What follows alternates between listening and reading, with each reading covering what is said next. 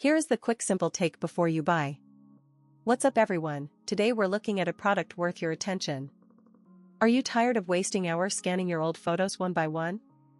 Well, I've got the solution for you, and it's called the Epson FastFoto FF-680W wireless high-speed scanner. This thing is a game changer, and I'm excited to share with you why. With the ability to scan thousands of photos as quickly as 1 photo per second, you'll be amazed at how fast you can digitize your entire photo collection. The scanner can handle up to 36 photos at a time, and it's incredibly easy to use, with a simple and intuitive interface that makes it a breeze to get started. Many customers have purchased and reviewed this product, and it's clear that it's a well-reviewed and popular choice for anyone looking to preserve their memories. One of the things that really sets it apart is its precise picture imaging system, which uses auto-enhancement, color restoration, and red eye reduction to bring new life to old photos.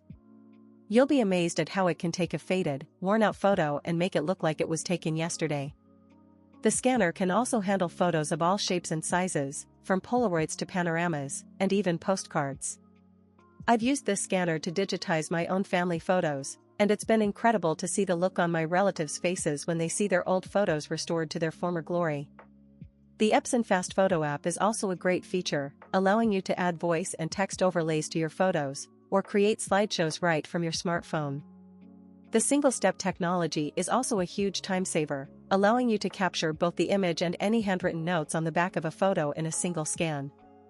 Overall, I highly recommend the Epson FastFoto FF-680W. It's a must-have for anyone looking to preserve their memories and share them with future generations.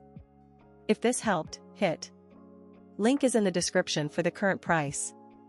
If this review helped, please like the video, subscribe for more honest reviews, and share it if you liked the video.